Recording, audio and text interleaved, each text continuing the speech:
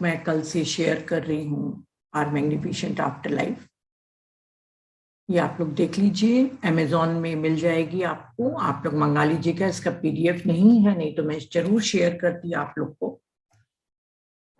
कल हम लोगों ने काफी कुछ जाना, गेटवे टू आफ्टर लाइफ, फिर डिस्क्रिप्शन भी हम जान रहे थे। तो डिस्क्रिप्शन में ही जो हमारा अधूरा रह गया था उसको आज हम समझेंगे। आज हम जो चैप्टर से शुरू कर रहे हैं वो है मोटिव्स। इसको समझना बहुत बहुत जरूरी है, क्योंकि हम इतना ज्ञान ले लेते हैं।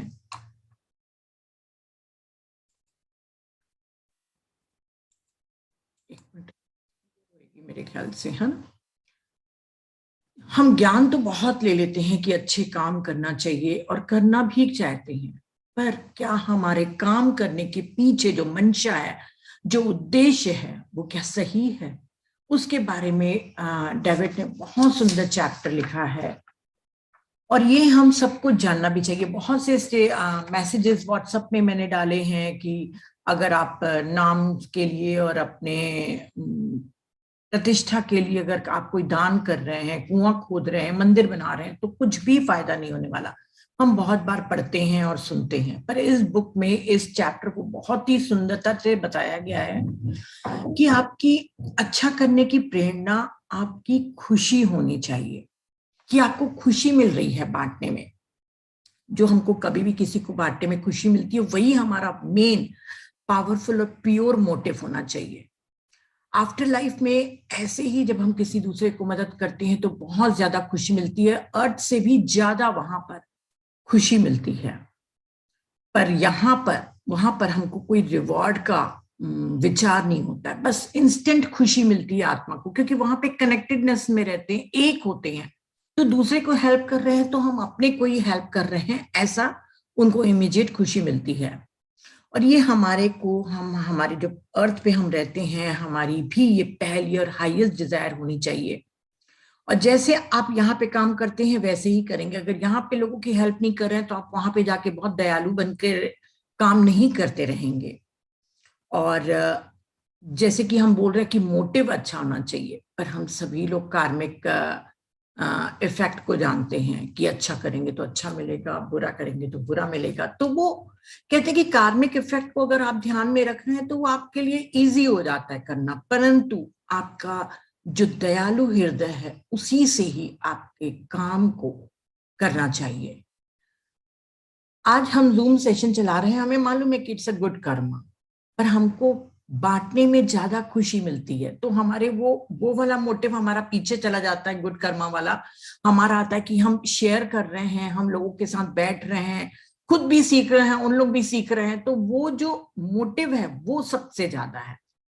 और एक जो सबसे महत्वपूर्ण चीज है उसमें जो बताया गया है कि अगर आपका मोटिव बहुत ही बड़ा हो और काम बहुत छोटा हो, या आपका मोटिव बहुत ही शूद्र हो, उद्देश्य बहुत ही शूद्र हो और आपका काम बहुत बड़ा हो, तो उसका इफेक्ट क्या होता है। एग्जाम्पल के तौर में बताया गया है कि मान लीजिए कोई एक करोड़पति आदमी है जिसके पास करोड़ों की संपत्ति है और वो दान कर रहा है सिर्फ इसलिए कि मेरा नाम होगा, मेरी वाहवाही होएगी, पूरे समाज में प्रतिष्ठा होएगी, मेरा इनकम टैक्स भी बच जाएगा।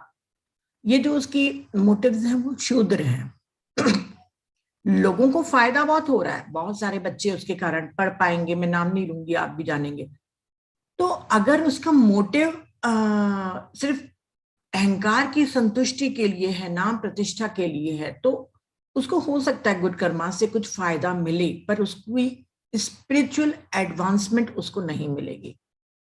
वहां पर वो नियम नहीं लगेगा वहां पर जो यहाँ पर हमारे चलता है। तो ठीक है, वो बहुत लोगों का भला कर रहा है, लाखों बच्चे पढ़ रहे हैं, लाखों बच्चों को खाना मिल रहा है, पर स्पिरिचुअल एडवांसमेंट नहीं मिलेगी। पर यदि कोई बहुत ही मुश्किल में है एक इंसान और किसी दूसरे इंसान को देख के उसके में एम्पैथी जागती है कि नहीं वो बहुत मुश्किल में है, मुझे मदद करनी चाहिए, वो अपने आप चुपचाप से उसकी मदद कर रहा है बिना किसी को बताए। सिर्फ उसका मोटिव कितना प्योर है, बड़ा है कि मैं किसी की हेल्प कर रहा हूं, जबकि काम कितना छोटा है, सिर्फ एक आदमी की हेल्प कर रहा है और उसने हजारों आदमियों की काम किया। तो बोले कि ये जो सिर्फ चुपचाप से कर रहा है, उसका मोटिव बड़ा है, काम भले छोटा हो, तो उसको ज्यादा वहां पे स्पिरिचुअल लाइट मिलेगी और वो ज्यादा एडवांस हो जाएगा। और इसके बाद का चैप्टर है जजमेंट का। बहुत बड़ा चैप्टर है, मैं चाहूं भी तो जजमेंट पूरा आधे घंटे में नहीं बता सकती, इतना बड़ा चैप्टर है। और इसको पढ़ना चाहिए आप लोग, अगर बुक मंगा सके तो जरूर बुक मंगाइएगा। जो खासकर बिगिनर्स हैं उनके लिए मैं कह रही हूँ, क्योंकि उनको बहुत कुछ समझना बाकी है। तो इन्होंने कहा है कि वहां पर जाके हमको मालूम चलता है कि हम जो ये शरीर के लिए, शरीर के सुखों के लिए और संसार के लिए, अपने परिवार के लिए इतनी लड़ाइयां करके, इतने पाप कर्म करके जो हम काम करते रहे हैं, वो कभी भी पूरा नहीं हो सकता, उसकी तृप्ति हो ही नहीं सकती। वहां पर उसको स्पिरिचुअल लाइट की कमी महसूस होती है कि मैं कितनी अपनी एनर्जी को अपने घर के कामों और अपने शरीर के सुखों के लिए लगा दिया। और चाहता तो वो इतने सारे अच्छे काम करके अपनी लाइट को बढ़ा सकता था। अब ये जो लाइफ रिव्यू में जब वो जजमेंट करता है अपनी खुद की, तो जैसे हमारा माइंड रहता है, यहाँ पे किसी ने हमको गुस्सा दिला दिया तो हमने उसको कुछ बोल दिया, या किसी की हम हेल्प कर भी सकते थे पर हमने नहीं किया, हम इग्नोर कर देते हैं, क्योंकि हमारा माइंड कहता है कि वो हमसे कौन सा अच्छा चला है जो हम उसकी मदद करें। यहाँ पे हमारा mind logical mind, cruel mind रहता है। वहां पर जाकर हम जब बैठते हैं जजमेंट करने के लिए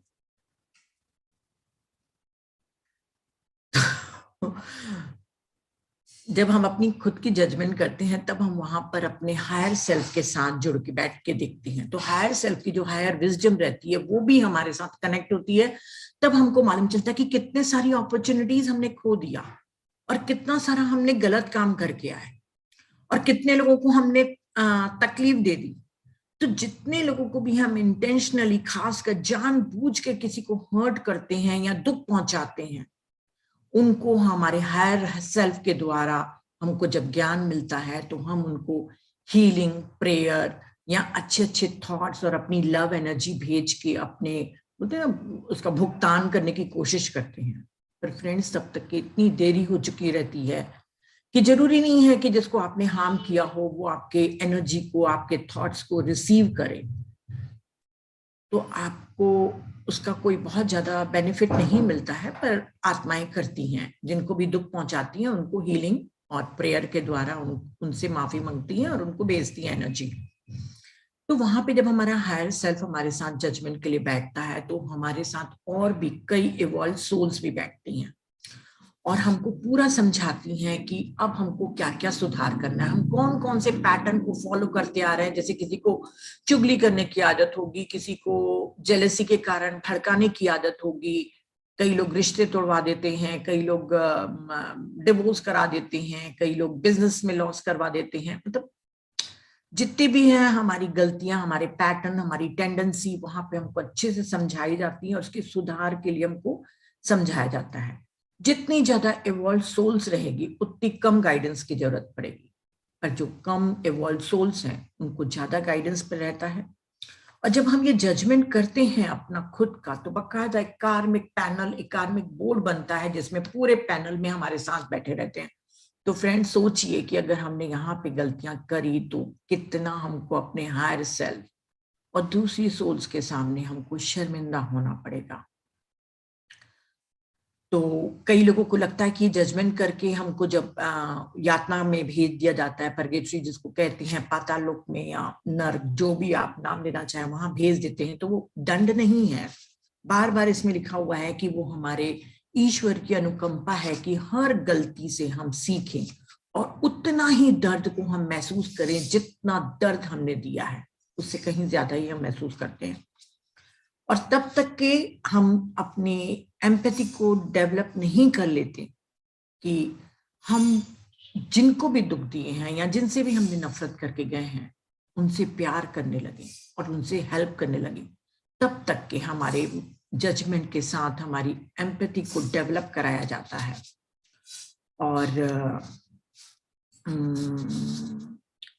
और हम ही जज करते हैं, और जैसे जैसे जज करके अपनी गलतियों को समझते जाते हैं, हमारी कॉन्शियसनेस एक्सपैंड होते जाती है वहां पर ही। क्योंकि यहीं पे हमारी कॉन्शियसनेस एक्सपैंड नहीं होती, हमारी एस्ट्रल लेवल पे भी हमारी एक्सपैंड होती है कि अच्छा मैंने इसको माफ नहीं किया, अब मैं माफ करता हूँ, अब मैं ये गलती नहीं करूंगा। तो जितनी हम लर्निंग वहां पे समझते जाते हैं ओपन माइंड से, उतना हमारे एक्सपैंड होते जाती है कॉन्शियसनेस, और उतने ही हम एट्यून होते जाते हैं, अपने हायर सेल्फ से जुड़ के काम करते जाते हैं। क्योंकि आत्मा जब देखती है, मैंने जैसे बताया था कि 2 तरीके से रिव्यू को देखती है, अपने लाइफ रिव्यू को। जब वो देखती है कि बाप रे मैं तो कितनी डिवाइन मेरा नेचर है, मैं कितना एक लविंग फेस है मेरा, और मैं कितनी तैयारी से पृथ्वी पर गया था, पर सिर्फ माया और अपने परिवार के मोह के कारण कितने लोगों को जानबूझ के मैंने गलत किया किसी के साथ या धोखा किया। तो वहां पर वो बहुत इमोशनली हर्ट होती है आत्मा। तो वहां के इमोशनल रिग्रेट होने से अच्छा है कि यहीं पे ही आप थोड़ा सा कॉम्प्रोमाइज करिए। बार बार डेविड कहते हैं कि आप अपने वहां पर जो आपको सुधार करने के लिए जो कोशिश करनी पड़ेगी, उसकी प्रैक्टिस यहीं से ही शुरू कर लीजिए। और जो भी हम जजमेंट करते हैं वो हमारे बहुत अच्छे एटमॉस्फेयर में करते हैं, टोटल एक्सेप्टेंस और अनकंडीशनल लव के साथ। एक और नया चैप्टर है इसका, जो nether world of purgatory and hell. बहुत बड़ा चैप्टर है फ्रेंड्स। जितने लोग को भी लगता है कि नर्क क्या होता है, जो हमारी धार्मिक मान्यता बना दी गई है कि अनंत का कारावास रहेगा, वो तेल की कढ़ाई में तला जाएगा। मैंने भी इतने फोटो दिख देख के मैं बड़ी हुई हूँ, वहां ऐसा कुछ भी नहीं है। पर नर्क तो है। नर्क अर्थात यहाँ पे हम अपने स्पिरिचुअल लैंग्वेज में कहें तो लोअर एस्ट्रल प्लेन, जो बहुत ही डरावनी जगह है, बहुत अंधकार में जगह है, और वो कोई किसी की पनिशमेंट नहीं है। वो हमारे ही निगेटिव थॉट्स हैं जिनके अंधकार में हमको कई कई शताब्दी तक के फंसे रहना पड़ सकता है। तो क्रूएल सोल्स को पहले परगेटरी में भेजा जाता है। जरूरी नहीं है कि मैं और आप भी जाएं, अब वो तो डिपेंड करता है आखिरी तक कि क्या हम बना के गए हैं। तो क्रूएल सोल्स को वहां पे टाइम स्पेंड करने दिया जाता है। वहां पे भी उनको फ्री विल रहती है कि कहां तक के वो अपने गाइड की बात सुनकर लाइट को एब्जॉर्ब नहीं करें, क्योंकि वहां पे हमें जो हमारे हेल्पर्स होते हैं, जो अच्छी हाई वॉल्ड सोल्स होती हैं, हमको लाइट प्रोवाइड करती हैं, हमको समझाती हैं। तो वो फ्री विल रहती है कि कब तक के आत्मा उसको ग्रहण नहीं करे, चाहे तो वो शताब्दियों तक के वहां अंधकार में बैठे रहे, उनको कोई मतलब नहीं है। पर यदि कोई आत्मा तुरंत रिग्रेट करके अच्छे से समझती है और लाइट को एब्जॉर्ब करती है, तो हमेशा के लिए वो फंसी नहीं रह सकती, आगे उसको मूव करा दिया जाता है। ये सभी हम जानते हैं। और ये क्लींजिंग प्रोसेस है। और हायर लेवल्स में जाने के लिए, मतलब समर वर्ल्ड में जाने के लिए हमारे नेगेटिव इमोशन हमारे बाधा बनते हैं। इसीलिए परगेटरी में रह के अपने आप को शुद्धिकरण करना पड़ता है। यहाँ पर भी सोल बहुत ही डीप रिग्रेट करती है, बहुत उदास रहती है, इमोशनल पेन सहती है, और कभी कभी फिजिकल पेन भी सहती है जो लोगों के साथ उसने की थी, ताकि उसकी बैड हैबिट्स, टेंडेंसी सब पछतावे के द्वारा दूर हो सके। तो ये जो पनिशमेंट हम कहते हैं, तो वो कहते हैं कि ये कोई पनिशमेंट नहीं है, ये एक यूनिवर्सल लॉ है, लाइक अट्रैक्ट्स लाइक। जो वाइब्रेशन में आप रहेंगे वैसे ही वाइब्रेशन के लोग आपको अट्रैक्ट होंगे। तो आप अगर निगेटिव हैं तो आपको सीधा हायर एस्ट्रल वर्ल्ड में न ले जाके उस जगह ले जाएगा जहां पे आपके समान लो वाइब्रेशन सोल्स रहती हैं, कम एवॉल्व सोल्स, जो बहुत ही परेशान, दुखी और दूसरों के ऊपर अत्याचार करके आई हैं। तो वो आप उन्हीं सोल्स के साथ ही रहेंगे, और जब तक कि आप अपनी वाइब्रेशन को लाइट के द्वारा नहीं बढ़ा दें। पर एक नियम है, लॉ ऑफ प्रोग्रेशन। इसी के कारण अगर हम चाहें तो वहां पे स्टक न रह के प्रोग्रेस करते हुए हम आगे समर वर्ल्ड की तरफ जा सकते हैं।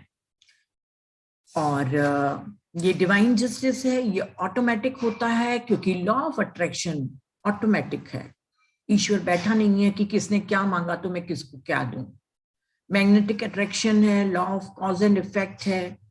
और इस टाइम में जहाँ पे ये परगेटरी का बताए हैं, वहां पे बहुत सारी अच्छी सोल्स, वंडरफुल हेल्पर्स हमारे लिए मौजूद होते हैं, जो वेटिंग गेम खेलते हैं। वेटिंग गेम वो होता है कि जब तक के आत्मा ओपन माइंड होके अपने अंदर लाइट को एब्जॉर्ब न करे, अपने अंधकार को, अपनी अज्ञानता को दूर न करें, अपनी मान्यताओं को न छोड़ें। जो भी आप समझते हैं ना अंधकार, अज्ञानता मतलब मान्यताएं, बिलीफ, नेगेटिव इमोशन, वो जब तक के नहीं करी तब तक के हेल्पर्स लोग चुपचाप वेट करते हैं उसके जागने का, उसके रिफॉर्म होने का, सुधरने का। कहा जाता है, और हाँ, जब तक के आत्मा स्वीकार नहीं कर लेती कि हाँ मैंने गलती किया है, और रिस्पॉन्सिबिलिटी नहीं ले लेती कि ये मेरे से बहुत बड़ी गलती होगी, मैं आइंदा से नहीं करूंगी, तब तक के वेटिंग गेम के तहत उनको वहां रखा जाता है। फिर समर वर्ल्ड में उनको लेके आते हैं। कहा गया है कि हिटलर जैसे, या जो बहुत सामूहिक हत्या वगैरह करके आत्माएं जब जाती हैं और उनको परगेटरी में रखा जाता है, तो ये मत सोचना कि उनके कार्मिक तो इतने ज्यादा हैं कि वो निकल ही नहीं सकते। कई कई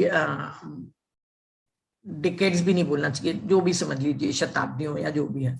पर फिर भी गॉड की मर्सी है, एक ईश्वर की दया है, अनुकंपा है कि उनको भी लाइट प्रोवाइड की जाती है, और हिटलर को भी चांस दिया जाता है कि फिर से वो एक गर्भ को चुने और पृथ्वी पर आकर अपने इवोल्यूशन में भाग ले। फिर है रीइंकार्नेशन। कई लोग पुनर्जन्म को नहीं मानते हैं, पर इससे कुछ भी नहीं होता है किसी के मानने और न मानने से। तो do we return to earth? तो सारे धर्मों के लोग, चाहे हिंदुज्म, जैनिज्म, थियोसॉफिकल, सभी लोगों ने रीइंकार्नेशन की पुष्टि की है। कई बुक्स भी हैं, चिल्ड्रंस पास्ट लाइफ, जो कैरोल बोमेन ने लिखी है, many lives many masters Brian Weiss ने लिखी है, और भी अनगिनत बुक्स आ गई हैं अभी तो, जो पुनर्जन्म की पुष्टि करती हैं। कई इंटरव्यूज भी आप देख सकते हैं जिनको अपने पिछले जन्म याद हैं। पुनर्जन्म इसलिए दिया गया है ताकि ये ईश्वर ने हमें सीखने के लिए अनंत अनंत संभावनाएं दी हैं। उसने नहीं कहा कि एक जन्म में जाके सब कुछ सीख के आओ। बहुत बहुत जन्म के बाद हमको एक नया जन्म लेके आना पड़ता है, और हमको जब फिर ये ईश्वर की हर जगह उन्होंने ईश्वर की ही अनुकंपा कही है, और वाकई होना भी चाहिए हमें ईश्वर के प्रति ग्रैटिट्यूड भाव से, कि हर जन्म में हमारे कोई कोरी स्लेट के साथ भेजता है।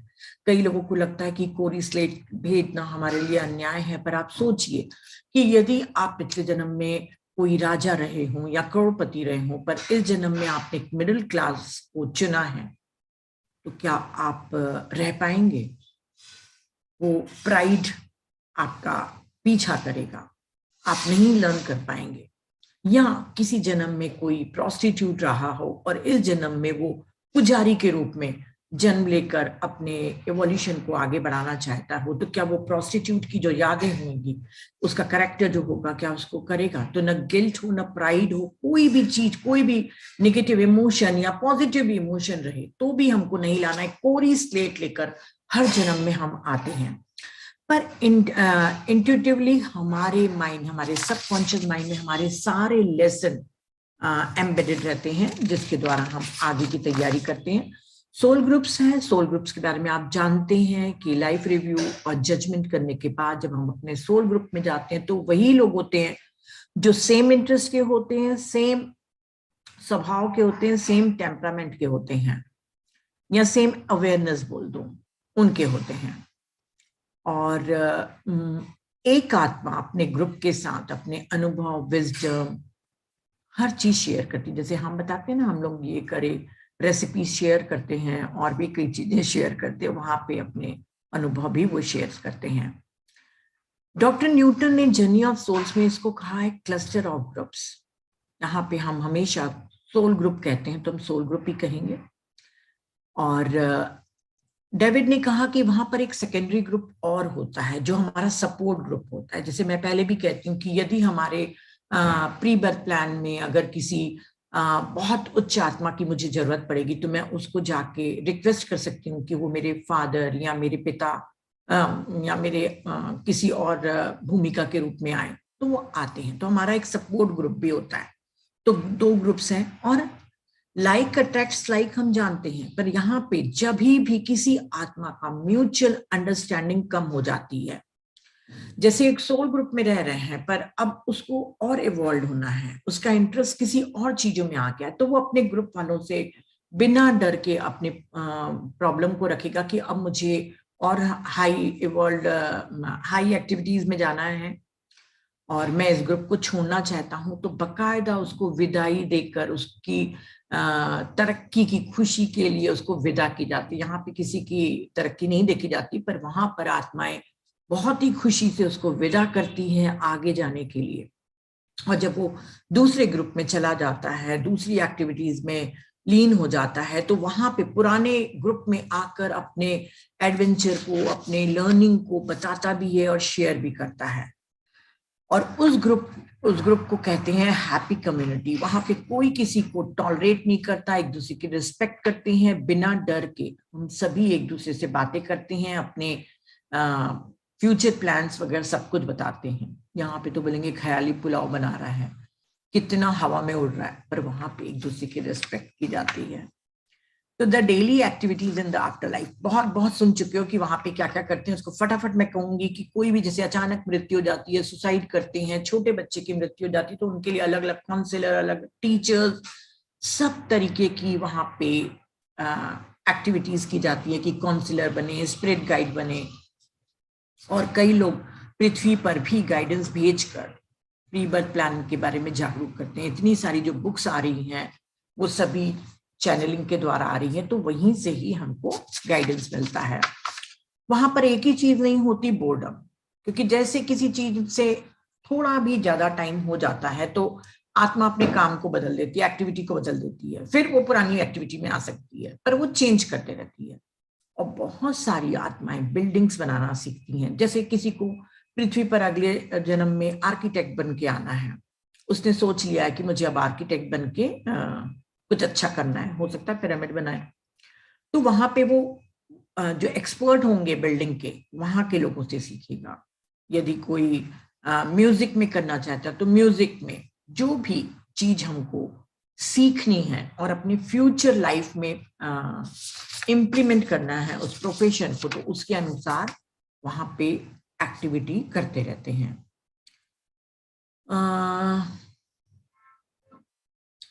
वहां पर सिर्फ हमको सीखने की चाह होनी चाहिए। Wish to do, ability to do. जैसे आपने विश किया, वहां पे आपके लिए गाइडेंस बिल्कुल तैयार मिलेगी। आपको आपके कौन से हॉल में जाना है, क्या सीखना है, आपको गाइड्स मिल जाएंगे उन सब चीजों के लिए। और डेविड ने इतना अच्छा लिखा है कि यहाँ पे तो हमको कोई भी चीज की पढ़ाई करने के लिए एप्टीट्यूड टेस्ट देना पड़ता है, drug test, personality test, criminal record, ये सब दिखाना पड़ता है। वहां पे सिर्फ आपकी इच्छा करने की देरी है और आपको हर चीज वहां पे प्रोवाइड हो जाती है। और भी कई एक्टिविटीज के बारे में है, जैसे मैंने कल भी बताया था कि कई लोग वहां पे कपड़े बनाते हैं, स्पेशल फैब्रिक बनाते हैं। कई लोग डॉक्टर्स और इंजीनियर्स बनने के लिए वहां पर ट्रेनिंग लेते हैं।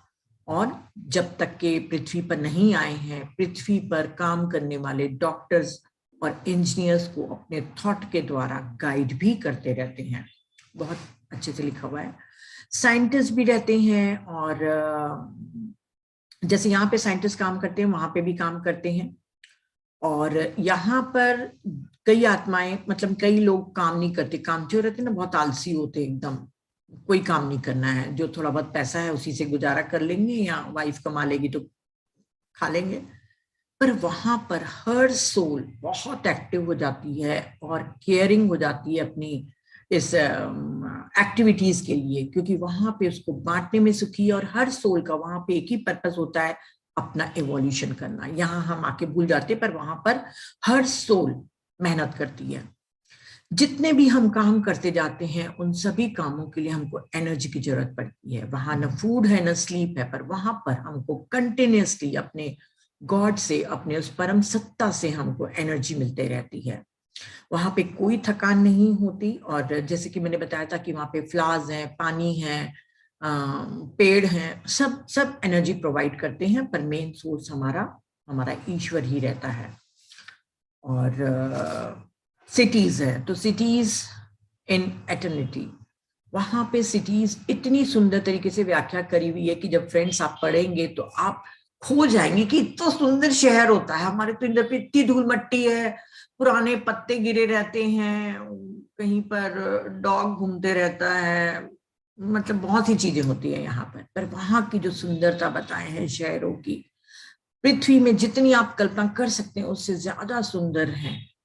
बहुत ही अलग अलग टाइप की सिटीज हैं, सिटीज ऑफ हीलिंग है, cities of education, of science, of inspiration, beautiful gardens, और म्यूजिक के, थिएटर्स एंड आर्ट्स के, हर एक के हैं। और कई सिटी तो ऑफ गोल्ड भी लिखा हुआ है, जो बहुत ही सुंदर जेमस्टोन से बनी हुई है। पर जो भी लेवल है, जो भी सिटी है, वहां पे वही आत्माएं जा सकती हैं जिनकी योग्यता है। तो आपको कौन सी सिटी में रहना है, तो आप प्रिपेयर हो जाइए और उसके अनुसार काम भी करते जाइए। सिर्फ प्रिपेयर होने से नहीं होगा ना, काम भी करना पड़ेगा, क्योंकि स्पिरिचुअल लॉ पूरे समय बताया गया है, लाइक अट्रैक्ट्स लाइक।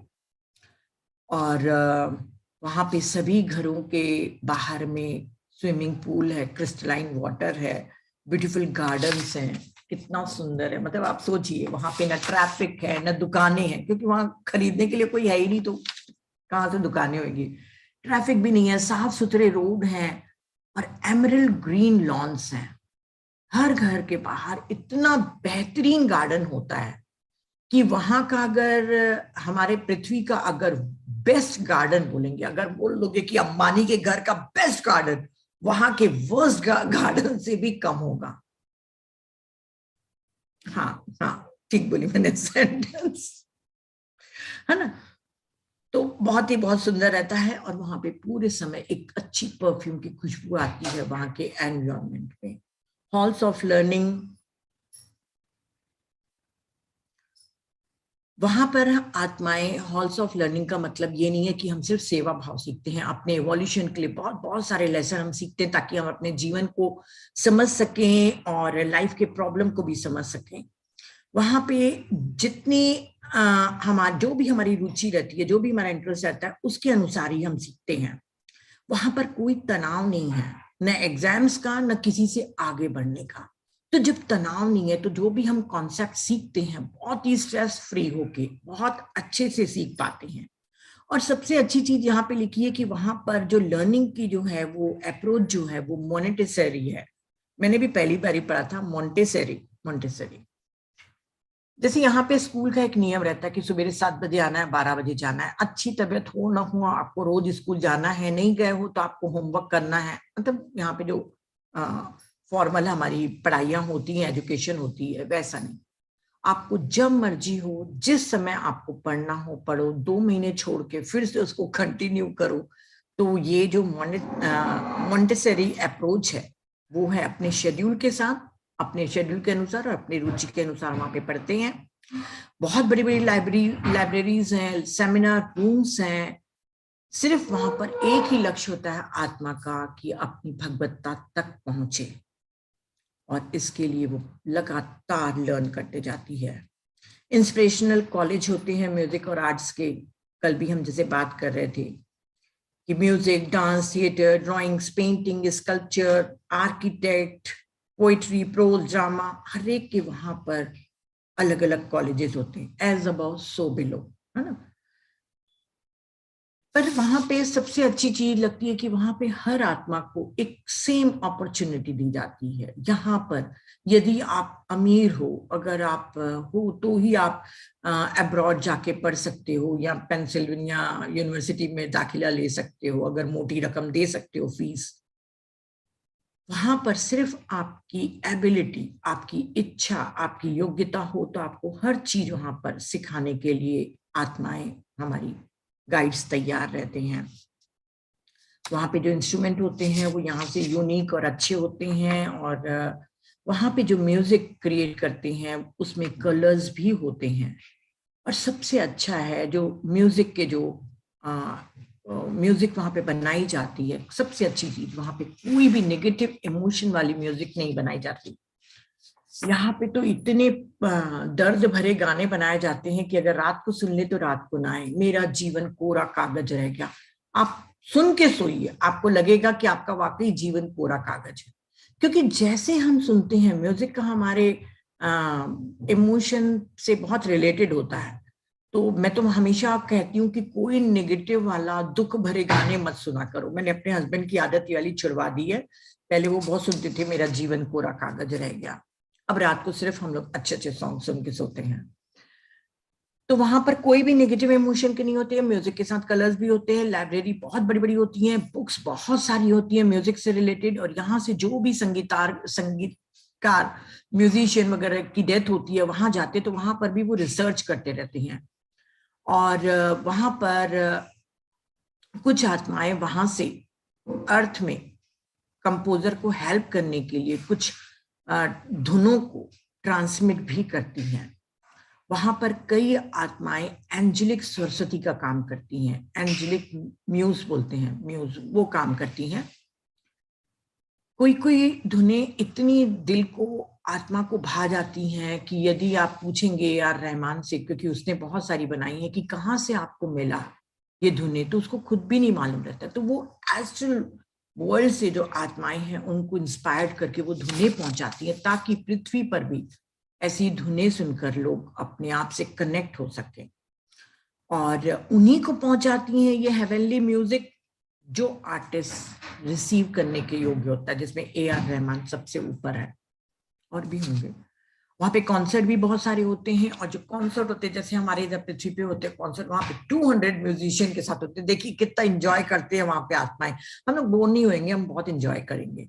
और जो ये कॉन्सर्ट में जो म्यूजिक बजती है वो जॉय और हीलिंग, लविंग एनर्जी देने के लिए होती है, एंटरटेनमेंट करने के लिए नहीं होती है। समर वर्ल्ड और हायर वर्ल्ड्स में एक जो हारमोनी का एक फंडामेंटल लॉ है, वहां पे पूरा एनवायरनमेंट हारमोनियस होता है।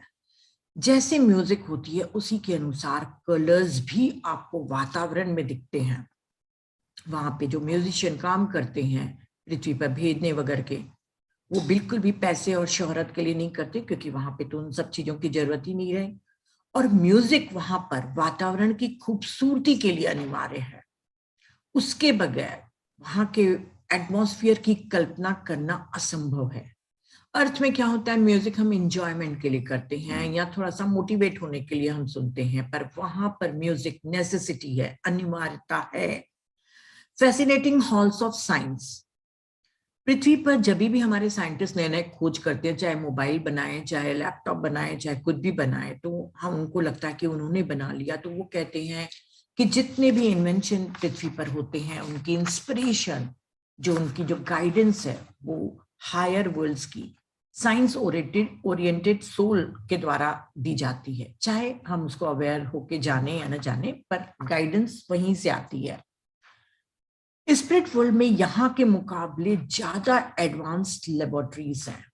कुछ खोजें अभी भी उनके नियंत्रण में गुप्त रखी गई हैं, क्योंकि अर्थ में अभी इतनी अच्छी सोल्स नहीं आई हैं कि वो सारी जो खोजें हमको दें वो हम मानवता की भलाई के लिए करें।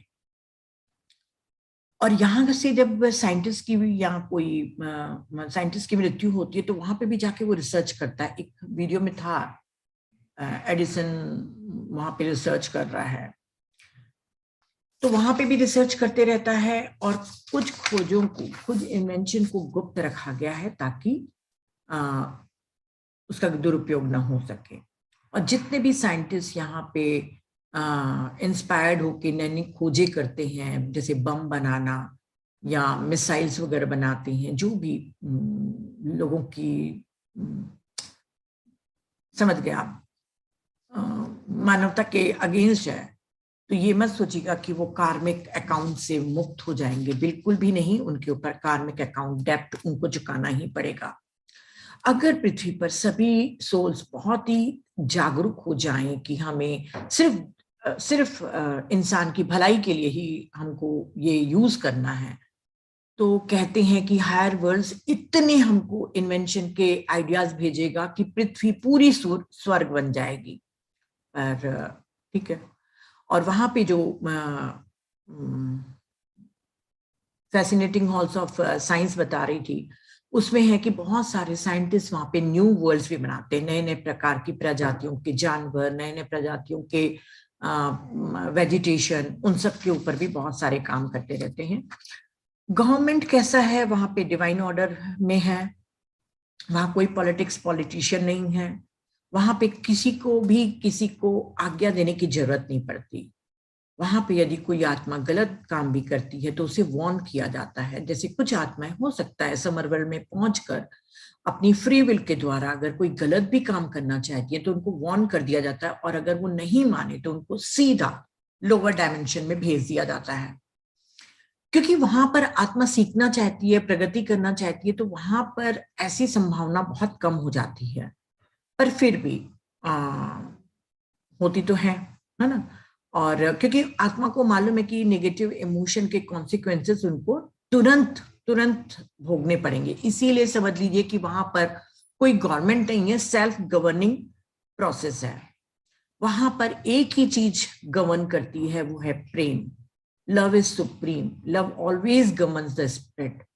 और फर्स्ट है कि हम अपने ईश्वर से प्यार करें जिसने इतनी बेहतरीन दुनिया बनाई। फिर उसके बाद अपने आप से बेहतरीन सबसे ज्यादा प्यार करें, क्योंकि जब तक कि हम अपने आप से प्यार नहीं करेंगे हम किसी को प्यार नहीं दे सकते। और हमारा सेल्फलेस सर्विस ही हमारा ट्रू मिशन रहता है। Religion and worship in the after life, तो वहां पर कई आत्माएं जैसे जाती हैं तो हो सकता है वहां पे कृष्ण की पूजा करने लग जाए, हो सकता है जीसस की पूजा करने लग जाए, तो वहां पे उनको फ्री विल दी जाती है कि ठीक है तुम करो, तुम अभी आगे नहीं बढ़े हो तो तुम करते रहो अपने अनुसार। वो थॉट से क्रिएट कर लेंगी चर्च, थॉट से कर लेंगी अपना वृंदावन और पूजा करने लग जाएंगी। तो वहां पे उनको बिल्कुल फ्रीडम दिया जाता है कि जो भी आपका धर्म है आप उसको कर लीजिए। पर धीरे धीरे आत्मा को वहां तक के पहुंचना पड़ता है रियल डिवाइन वर्शिप में, कि वहां पर कोई हमको मंदिरों में जाके स्तुति गान नहीं करना है, बल्कि लव, चैरिटी और फेथ हमको वहां पे डेवलप करना है। अपनी भगवत्ता को, खुद को पहचानना है। तो पहले उनको दिया जाता है और उसके बाद आत्मा वहां तक के पहुंचती है कि अपनी डिविनिटी और अपने क्रिएटर की अस्तित्व को पहचान सके। अगर हमको लगता है कि अगर ईश्वर एक ही है तो फिर अलग अलग धर्म क्यों हैं? ऐसा क्यों नहीं है कि सिर्फ एक ही धर्म होता पूरे पृथ्वी पर? तो हायर सोल्स बताती हैं कि हम सभी आत्माएं स्पिरिचुअल डेवलपमेंट और अंडरस्टैंडिंग के अलग अलग लेवल पर होते हैं। हर इंसान का स्पिरिचुअल नॉलेज अलग होता है, और जिस नॉलेज के लिए वो तैयार रहता है वही धर्म उसको दिया जाता है। जो जरूरत होती है वही उसको टीच कराया जाता है। एक ही अगर धर्म होता तो जो ईश्वर की पूर्ण सत्यता है, जो ओनली ट्रुथ है, उसको समझाने के लिए बहुत ही जद्दोजहद करनी पड़ती। हर एक के बस की बात नहीं थी, नहीं जाना जा सकता। हर धर्म एक स्टेपिंग स्टोन के समान हमको और नॉलेज देते जाता है। रजनीश को जो सुनता है ओशो को, वो बहुत अच्छे से बताता है कि देखिए जो मुस्लिम्स हैं उनकी एक अलग लेवल है। मतलब मैं कैसे कहूं, मुझे वर्ड्स नहीं मिल रहे हैं। उनका जो समझने की चीजें हैं वो कम स्तर की हैं। जीसस ने भी वो जो 10 दिए थे, निर्देश दिए थे, कमांडेंट्स, तो वो भी उनका भी लेवल कम है। मतलब समझ लीजिए वो 5th-6th क्लास में है। फिर हिंदुइज्म काफी काफी हाई लेवल पे आपको समझाता है, और बुद्धिज्म तो अल्टीमेट वहां बात करते हैं बुद्धा, जहां पर सिर्फ हाई कॉन्शियसनेस वाले लोग ही समझ सकते हैं। तो ये जो धर्म है वो हर एक स्टेपिंग स्टोन है। हम भी कभी मुस्लिम रहे होंगे, हम भी कभी क्रिश्चियन रहे होंगे। मैं किसी को आंक नहीं रही हूं, मैं ओशो की बातें बता रही हूँ, ये मेरा विचार नहीं है। ओशो ने जो बताया था मैंने उनको बताया, और बकायदा वो बहुत ही खूबसूरती से ओशो बताते हैं कि किस तरीके से वो अपने गुरु को, अपने अल्लाह को या अपने जीसस को ही मान के चलते हैं। समझ जाना आप लोग। तो एडवांस प्लेन पे सोल वननेस और अट्यूनमेंट के लिए लाइट और लव इन सब में फोकस होते जाती है। उस धर्म को छोड़ते हुए, अपने मूर्ति पूजा को छोड़ते हुए वहां पर बिल्कुल अट्यून हो जाती है। Telepathic communication from and with in the after life, ये बहुत अच्छा है कि टेलीपैथी जो इन्होंने कहा वर्ड है वो पूरा डिस्क्राइब नहीं करता है। क्योंकि टेलीपैथी जैसे हम आपस में एक दूसरे से बात कर रहे हैं, या हमारी स्पिरिट वर्ल्ड में कोई जो हमारा फ्रेंड है, हमारा बिलविड है, हमारे लव्ड वंस गए हैं, वो बहुत इजी हो गया है। अभी जितने चैनलिंग मैसेजेस मिल रहे हैं और इतनी बुक्स लिखी जा रही है, वो टेलीपैथी के द्वारा ही तो हो रहा है। और टेलीपैथी क्या है कि एकदम कम आवाज में आदमी सुन सकता है, या सिर्फ महसूस करके कि वो क्या मुझे मैसेज दे रहा है, बिना आवाज के भी अनुभव की जा सकती है। वहां पर दूरी कोई सीमा नहीं होती है ना, स्पिरिट वर्ल्ड हमारे से कितना भी दूर रहे। और अगर स्पिरिट वर्ल्ड में आपका कोई प्रियजन है और आपने उसको बहुत ही प्यार से इंटेंसली आपने सोचा, उसके बारे में कोई भी चीज किया, तो हमारे सिर्फ विचार ही नहीं जाएंगे, हमारी फीलिंग, हमारे इमोशन, हमारे उद्देश्य, हमारी लव एनर्जी के साथ पहुंचता है। इसीलिए टेलीपैथी को बोला है कि ये परफेक्ट वर्ड नहीं है, ये प्योर वे प्रोसेस है। और वहां से भी हमको मैसेजेस आते हैं, लव एनर्जी आती है, पर हमारी जो ब्रेन के चारों तरफ जो डेंसिटी है, उसके कारण हम उनकी पूरी बातों को समझ नहीं पाते और उनकी लव की एनर्जी को हम एब्जॉर्ब नहीं कर पाते। नहीं तो पूरे समय उनको, उनका प्यार हमको मिलता है, चाहे वो हमारे माता पिता हों, चले गए हों, कितने भी साल बीत जाए, पर वो हमको हमेशा भेजते रहते हैं। और हर थॉट, हर इमोशन में पावर और फोर्स होता है। हर हमारे ईथर, ईथर मतलब हमारे जो चारों तरफ वातावरण है, उसमें रजिस्टर हो जाता है। और अगर प्रॉपर उद्देश्य के साथ भेजा जाए तो वो अनिवार्य रूप से वहां तक के पहुंचता है। जो स्पिरिट वर्ल्ड में रहती हैं वो हमसे ज्यादा योग्य होते हैं हमारे विचारों को ग्रहण करने के लिए, क्योंकि उनकी जो सेंसेस हैं वो हमसे कहीं ज्यादा हैं, तो वो हमारे एब्जॉर्ब कर लेते हैं। आप कभी मत सोचिएगा कि आपकी प्यार की एनर्जी है या आपकी बातचीत वो नहीं समझ रहे हैं या नहीं सुन रहे हैं, सब कुछ सुन रहे हैं, सिर्फ हम ही लोग नहीं कर पाते हैं। वहां पे विचार विजिबल होते हैं, यहाँ पर हमारे इनविजिबल होते हैं। हमारे विचार मन के लेवल के होते हैं और मन हमारा स्पिरिट वर्ल्ड से संबंधित होता है। इसीलिए जब पहली बार कभी आत्मा पहुंचती है और अचानक दिखती है कि उसके थॉट्स इमेजेस लेना शुरू कर दिए हैं, या किसी के लिए बुरा सोचे तो तुरंत उस आदमी तक के पहुंच गया, तो वो घबरा जाती है। तो वहां पर हर आत्मा को अवेयरनेस के साथ ये प्रैक्टिस करनी पड़ती है कि वो बेवजह वहां पर न सोचे, क्योंकि टेलीपैथी यहां से ज्यादा स्पिरिट वर्ल्ड में इफेक्टिव होती है और ये प्रैक्टिस करती है। और वहां पे डिफिकल्टी भी नहीं होती, क्योंकि वहां पे अवेयरनेस होती है, कोई नेगेटिव इमोशन नहीं होता, जजमेंट नहीं होता। और सारा खेल तो ये माया का ही है, मेरा मेरा। वहां पर ये सब कुछ होता नहीं है, तो वहां पर बेवजह नहीं सोचती है, वहां प्रतिस्पर्धा नहीं है, तो वहां पर अपने गलत थॉट्स बनना कम हो जाता है। अब mind power in the after life, कल चांद जी ने एक क्वेश्चन पूछा था, मुझे ये चैप्टर पूरा अच्छे से याद नहीं था, पर मैंने कहा था कि माइंड पावर पूरा है। तो स्पिरिट वर्ल्ड में जो भी हमारे नेगेटिव और पॉजिटिव इमोशन है और थॉट है, वो तुरंत मैनिफेस्ट हो जाते हैं, तुरंत एक्शन में आ जाते हैं, क्रिएट होते हैं। और यदि हमने किसी के लिए बुरा सोचा तो वो तुरंत सेंडर तक के पहुंच जाते हैं। सिर्फ वो थॉट्स नहीं पहुंचते जो पासिंग थॉट्स बोलते हैं, जिसमें एनर्जी नहीं होती है। चलते फिरते वहां पे आत्माएं सोच ली कि उसके साथ मैं अब कोई प्री बर्थ प्लानिंग नहीं करूंगी, अब बहुत हो गया, मैं उसके साथ नहीं जाऊंगी, तो जिसमें एनर्जी नहीं है तो वो वहां सेंडर तक नहीं पहुंचा। पर अगर आपने वहां पर एक फ्रीक्वेंसी अपने पर्पस के साथ एक गहराई से सोचा, तो वहां तक के तो वो पहुंचता ही है। और जैसे पहुंचेगा आपको इमीडिएट रिएक्शन मिलता है वहां पर। इसीलिए वहां पर thought pattern one's welfare, one's progress, one's joy और हैप्पीनेस को निर्धारित करता है। तुरंत जो जैसा वहां पे सोचता है वैसा वो खुद बन जाता है, वैसा ही उसका वातावरण हो जाता है, उसकी कंपनी बन जाती है। बिल्कुल तुरंत उसको हटा के लो फ्रिक्वेंसी वाले में डाल दिया जाता है। और बूमरैंग इफेक्ट जैसे आप जानते हैं, वहां पर आत्माएं जब इस इफेक्ट को देखती हैं कि हमारी तुरंत हमको वापस मिल रहा है, तो वहां पर अपने थॉट पैटर्न को पहरा देती हैं आत्मा। जैसे वो कोई गलत सोची तुरंत अपने को रोक लेती हैं, क्योंकि उनका वातावरण, उनकी कंपनी, हर चीज चेंज हो जाएगी। डेविड कहते हैं कि इसकी प्रैक्टिस तुम अभी से ही क्यों नहीं कर रहे हो। ऐसा नहीं है कि यहाँ पूरे समय लोगों के लिए आप गलत सोचते जाओगे, वहां पे जाके एकदम संत बन के सब लोगों के लिए अच्छा सोचोगे, ऐसा संभव नहीं है। आपका थिंकिंग पैटर्न वही रहेगा जो यहाँ से आप लेकर जाएंगे। तो यहीं से ही आप अपने थॉट्स को प्यूरिफाई करना सीखिए। और जब इतने जूम सेशन अटेंड कर रहे हो तो सर्वे सुख संतु क्या सुखी न भवंतु वो वाला करिए आप। और वहां पर वैसे भी नेगेटिव थॉट्स कम हो जाते हैं, क्योंकि हमारे को जो सोल नॉलेज मिलता है उससे हमारी अवेयरनेस बढ़ जाती है, ममत्व का क्रेज खत्म हो जाता है। इसीलिए वहां पे हम ज्यादा योग्य हो जाते हैं कि अपने थॉट्स को कैसे ऑर्गेनाइज करें। यहाँ पर हम नहीं कर पाते।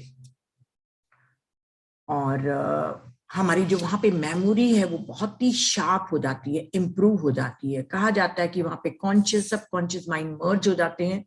इसीलिए वहां पर कुछ भी सीखना सरल भी हो जाता है और बहुत जल्दी भी होता है, क्योंकि शरीर के मन की सीमा के पार हमारी इंटेलिजेंस हो जाती है। चाहे पेंटिंग हो, सिंगिंग हो, कोई नॉलेज लेने की इच्छा हो, हमारे सभी सोल के पास इंटेलेक्चुअल एक्सपेंशन और इम्प्रूवमेंट है। हम असीमित ज्ञान वाले हैं। इसीलिए वहां पर लगातार सीखते रहते हैं और पढ़ते रहते हैं, और हमारी तीव्र जो शार्प मेमोरी है उसमें जमा होते रहता है। सबसे अच्छी चीज है कि वहां पर सीखने के बाद हम भूलते नहीं हैं, नो फॉरगेटिंग, और कम समय में भी सीख लेते हैं। और जैसे कि कॉन्शियस और सबकॉन्शियस माइंड मर्ज हो जाता है तो हमारा वहां पर अपने थॉट्स पर नियंत्रण, हमारे इंटेंशन, हमारे इरादों पर भी नियंत्रण बखूबी हो पाता है। इससे ज्यादा हम समझते हैं और ज्ञान लेते हैं। हम वहां पर समझते हैं कि सभी चीजें, जो भी दुख है, जो भी हमारे नेगेटिव इमोशन है, वो सभी हमारे थॉट से ही तो आते हैं। हमारे थॉट कहाँ है? हमारे अंदर है। और हीलिंग कहाँ है? वो भी हमारे अंदर है। अगर हम अपना उत्थान भी कर देते हैं, पतन भी कर सकते हैं, तो हम अपना उत्थान भी कर सकते हैं सिर्फ अपने थॉट, अपने माइंड पावर को अपने सही तरीके से नेतृत्व करके। और उन्होंने कहा है कि पर्सनल इवोल्यूशन के लिए, अपने व्यक्तिगत विकास के लिए आपको मेडिटेशन रोज करना चाहिए, चिंतन करना चाहिए, कंटेम्पलेशन करना चाहिए, प्रेयर करना चाहिए रोज, ताकि आत्मा को उस डिवाइन से जुड़ने की आदत हो, उसका अनुभव हो। यहाँ आपने मेडिटेशन नहीं करे तो वहां पर हो सकता है आपको उस डिवाइन के साथ अट्यून होने में शायद टाइम लगे या दिक्कत आए। और अपनी राइटियस लिविंग को जीने के लिए थॉट पैटर्न बनाएं ताकि आपकी इटर्नल फ्यूचर अच्छा बना रहे। माइंड पावर का बहुत अच्छा लिखा हुआ है, बस इतना ही मैं बताऊंगी। Yes, there is a joy and recreation in the afterlife. वहां पे जॉय और गुड ह्यूमर सब होता है। वहां पे एक दूसरे के लिए जोक्स भी बनाते हैं, पर ऐसे जोक्स कभी भी नहीं बनाते जहां पर किसी की इंसल्ट की जाए, या किसी को नीचा दिखाया जाए, या किसी की खिल्ली उड़ाई जाए। यहाँ पर सिर्फ यही बनते हैं। तो वहां पर बहुत ही अच्छे तरीके से हंसी मजाक भी किया जाता है। और अपने अलग अलग कामों को सीख कर, क्रिएशन को, आर्ट, म्यूजिक, अलग अलग चीजों को सीख कर हम मनोरंजन भी करते हैं। पर जैसे मैंने कल भी बताया था कि वहां पे स्पोर्ट्स की संभावनाएं बहुत कम होती हैं, और कभी कभी मजे के लिए वहां पे करते हैं। और बोटिंग भी किया जाता है, थॉट से पतवार को चला के। बहुत बहुत सी चीजें लिखी हुई है। पर जो भी वहां पे गेम खेला जाता है, जो भी चीज वहां पर मनोरंजन के लिए की जाती है, वहां पे न तो कोई प्रतिस्पर्धा है, न वहां पे कोई हारना जीतना वाला भाव होता है। ये सबसे अच्छा है। वहां पे म्यूचुअल लव और हाई स्टेट ऑफ कॉन्शियसनेस रहती है। वहां के जो ग्राउंड्स होते हैं वो बहुत ही प्यारे तरीके से है कि ग्रीन ग्रास के बने हुए रोड्स होते हैं। वहां पे छोटी छोटी पगडंडियां भी होती हैं, पत्थर भी होते हैं, पर पत्थर हमारे पृथ्वी के समान बिल्कुल सॉलिडिफाइड नहीं होते हैं, थोड़े लचीले भी होते हैं। वहां की मिट्टी पृथ्वी के जैसी नहीं होती, डिफरेंट कलर्स की होती है। जैसे मैंने कहा हारमोनियस, ऐसा नहीं कि हरे के साथ बिल्कुल काली मिट्टी हो जाएगी। मतलब उस कलर के साथ पूरे हर चीज हारमोनियस में रहता है, जो आंखों को बहुत सुंदर दिखता है। डेंसिटी भी पृथ्वी के जैसे नहीं होती है, सॉइल की परफेक्टली ड्राइड रहती है। यहाँ पे जैसे गीली मिट्टी रहती है, हमको हाथ धोना पड़ता है, वहां पे नहीं, रेत के समान वो मिट्टी गिरती है, चाहे वो ग्रेन्यूल्स के रूप में हो या चिकनी हो, पर वहां पर जैसे छोड़ोगे तो वहां पर वो मिट्टी नीचे गिरते जाएगी, आपके हाथ को गंदा भी नहीं करेगी। और पूरे एटमॉस्फेयर बिल्डिंग आसपास के अनुसार रहती है। और बिल्डिंग प्रोसेस वहां पे कितना अच्छा लिखा है कि वहां की जो बिल्डिंग होती है वहां पे ना प्लम्बिंग की जरूरत है, ना इलेक्ट्रिकल की है, कोई सिस्टम नहीं होता ना। मतलब सोचिए ना कितना अच्छा है ना, कोई इलेक्ट्रिसिटी नहीं, कोई प्लम्बिंग नहीं, कोई किचन नहीं, खिड़कियां भी खुली रहती हैं। जो वहां पे सीमेंट ब्रिक से नहीं बनता है, जैसे मैंने पहले ही बताया था, एक अलग मटेरियल से बनता है जो अलग अलग कलर्स को रेडिएट करता है। इतना सुंदर लगता है ना सुनने में, ऐसे लगता है कि वो सही में सपनों की दुनिया है, जाना पड़ेगा जल्दी। और वहां पे बिल्डिंग्स हमारे मजदूरों को बुला के जैसे बनाई जाती है, वहां पर सिर्फ क्रिएशन के द्वारा, बीम ऑफ लाइट के द्वारा क्रिएट किए जाती है। जो भी स्पिरिचुअल डेवलप कर लिया है वो बीम ऑफ लाइट को इनवाइट करके अपने अनुसार बिल्कुल खिड़की दरवाजे सब बनाएगा और किचन चिन्नी बनाएगा बढ़िया, और खूब अच्छे से घर सुंदर बना के रखेगा। और वो पब्लिक बिल्डिंग्स भी होती हैं और आत्माओं के लिए इंडिविजुअल बिल्डिंग भी होती है। मैंने कहा ना कि आत्मा के विकास के ऊपर रहता है कि पृथ्वी पर उसने कैसे जीवन जी के गया, उसके बाद ही वहां पर उसको मकान मिलेगा वहां पर। और जब तक कि वो रहना चाहे वो रहे, उसको ऑल्टर करना चाहे ऑल्टर करते रहे अपनी बिल्डिंग को, फिर उसको मन हो जाएगा कि नहीं अब मेरे को नहीं रहना इस मकान में, अब मैं किसी और हायर वर्ल्ड्स में जा रहा हूं, तो अब इस मकान का क्या करूं।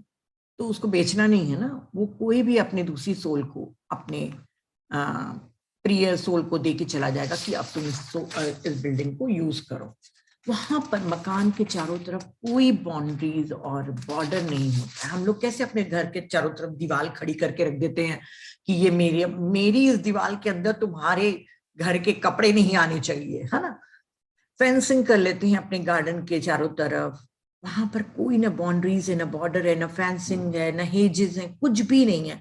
वहां पता ही नहीं चलता आत्मा को कि मेरा मकान का गार्डन कहाँ से शुरू हो रहा है। मतलब कोई दूसरी आत्मा अगर देखेगी तो पता ही नहीं चलेगा कि इस मकान का गार्डन कहाँ से शुरू हो रहा है, कहाँ खत्म हो रहा है, क्योंकि वो सब एक साथ जुड़े रहता है। पर आत्मा को इंट्यूटिवली मालूम रहता है कि मेरा आधिपत्य इस इतनी एरिया में है ना। कब्जा नहीं करते हैं वहां पर। तो वहां के पूरी बिना फेंसिंग के एक समान गार्डन एक दूसरे से जुड़े रहते हैं, एक दूसरे को प्रोवाइड भी करते हैं घूमने फिरने के लिए। सॉफ्ट ग्रास रहती है, वाइब्रेंट ग्रीन कलर की होती है, और फ्लावर्स में बहुत ही सेंट होती है। और सभी जो भी एटमॉस्फियर है वो हेल्थ गिविंग पावर, जो आपकी हेल्थ को और अच्छी बनाता है। वहां पे तो परफेक्ट हेल्थ है ही, पर आपको एनर्जाइज करता है, आपका प्राण पोषक एनर्जी को बढ़ाता है। वहां पर न रात है न दिन है, वहां पर सिर्फ एक ही होती है, एक ही सुबह होती है जिसकी रात नहीं। वहां पे रेस्ट भी नहीं करना पड़ता, वहां पे खाने की जरूरत नहीं रहती, वहां पे कोई सीजन नहीं बदलता है। टाइम का मैं थोड़ा सा कम बताऊंगी, मुझे भी समझ में नहीं आता है। वहां पर ब्रह्मांड में, मैं अभी तक के इस चीज को नहीं समझी हूँ कि वहां पे ब्रह्मांड में जो चीजें होती हैं वो चौंकाने वाली रहती हैं, कि जो भी घटित हुआ है या कभी होगा वो सभी एक साथ घटित होते रहती हैं। क्योंकि वहां पे जो कॉस्मोस का जो टाइम का जो पैमाना है वो रिलेटिव और नॉन लीनियर है, जिसको समझना हम लोगों के लिए बहुत मुश्किल है, और मेरे लिए तो बहुत मुश्किल है। मैं बहुत बार इमेजिन करती हूँ पहाड़ के ऊपर एक आदमी चल रहा है, नीचे में तो कैसे देख रहा है। बोलना बहुत सरल है पर उसको समझना बहुत मुश्किल है। कभी मुझे एस्ट्रल वर्ल्ड में कॉन्शियसली जाने का मौका मिला तो मैं जरूर ये देखना चाहूंगी। बिल्कुल प्रीति जी, वहां पे किचन इसीलिए नहीं बनाया जाता ना, खाना ही नहीं बनाना है वहां पे। तो यदि आपको इंजॉय करने के लिए, जैसे पार्टीज हो गई, आपके कोई सोल फ्रेंड्स आ गए, आपको लगता है चलो आज थोड़ा पार्टी करते हैं, तो कॉफी आना है, चलिए कोई अच्छे स्टार्टर्स चाहिए, तो पनीर टिक्का वगैरह सिर्फ आपने थॉट किया और आपके पास आ जाएगा। वहां पर टेस्ट भी किया जाता है, पर वो टेस्ट नहीं होता है जो हम अर्थ पे करते हैं। उसके लिए जो हम रियल टेस्ट करते हैं उसके लिए शरीर का होना बहुत जरूरी है। एक आत्मा की यात्रा में आप पढ़ के समझ जाएंगे इसको। इसीलिए मैं कहती हूँ कि एक नहीं, बहुत बहुत सारी बुक पढ़िए। आप जितना पढ़ते जाएंगे आपको मृत्यु से डर ही नहीं लगेगा। आप तो मृत्यु होएगी और आप बोलोगे चलो अब निकलो, इससे अच्छी दुनिया में चले। यहाँ तो कितने चीजें हैं जिसको हमको कॉम्प्रोमाइज करनी पड़ती है, वहां कोई कॉम्प्रोमाइज नहीं है, वहां पे सिर्फ जॉय है। आखिरी 2-3 लाइन, आत्मा की खुशी ईश्वर के प्रति अपने प्रेम और सभी लोगों से प्रेम करने को ही सीखती है, जो सभी में मौजूद है ईश्वर, और अपनी अंदर की ब्लिस को वहीं पर समझती है। अगर हेवनली ब्लिस आपको समझना है तो वो आपको वहीं मिलेगा। यहां पर भी आपको मिल सकता है जब आप किसी की मदद करते हैं या किसी को खुशी देते हैं, तो जो आपको खुशी महसूस होती है वो इनर जॉय अर्थ पर और आफ्टर लाइफ दोनों में भी हमको लेना है। आखिरी में इसमें लिखा गया है कि आप इम्पोर्टेंस ऑफ लाइट को समझिए। हम सभी प्रकाश बीन हैं। कार्बन मॉलिक्यूल्स के जरूर बने हुए हैं, पर हम हैं तो प्रकाश बीन। तो हमको लाइट की तरफ बहुत फोकस करना चाहिए, मेडिटेशन करना चाहिए। आखिरी में उन्होंने बहुत ही सुंदर लाइट चैनलिंग मेडिटेशन बताया है कि किस तरीके से लाइट को इनवाइट करें। जो हम करते हैं, लाइट को इनवाइट करके अपने अंदर प्रकाश को ज्यादा से ज्यादा करिए। आपकी health, strength, peace, harmony, success सब कुछ बढ़ता जाएगा। और बस यहीं पे ही उन्होंने खत्म किया है कि इंटरनल ब्लिस को फील करिए अर्थ पर ही।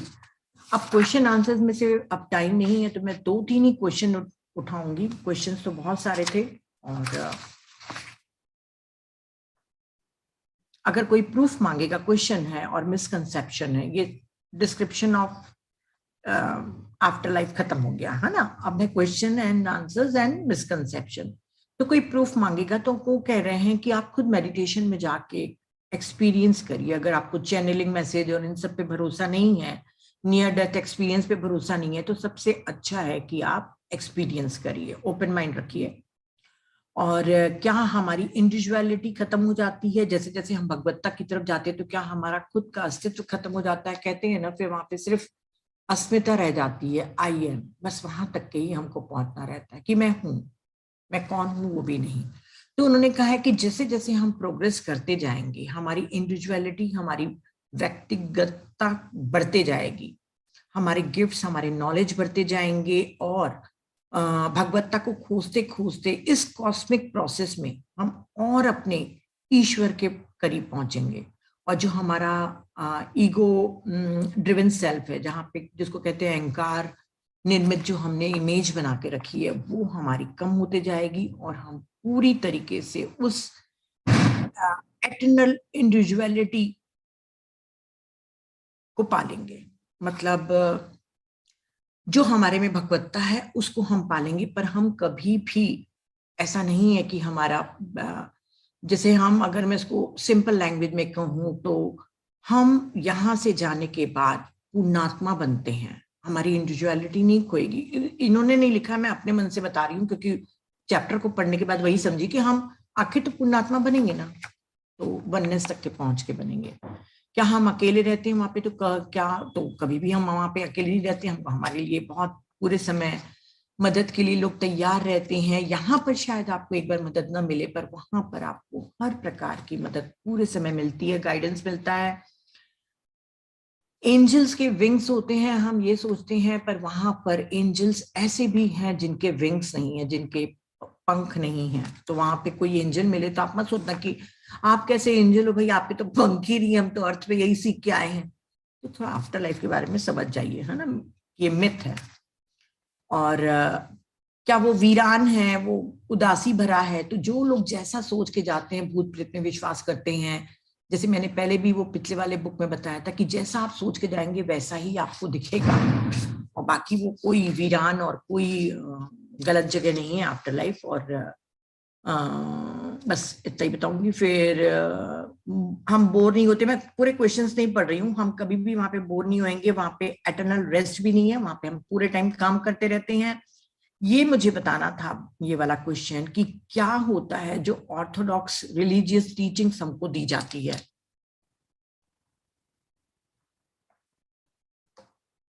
इस आंसर में लिखा हुआ है कि जितनी हमको धर्म की बातें सिखाई जाती है 90% वो झूठ रहती है।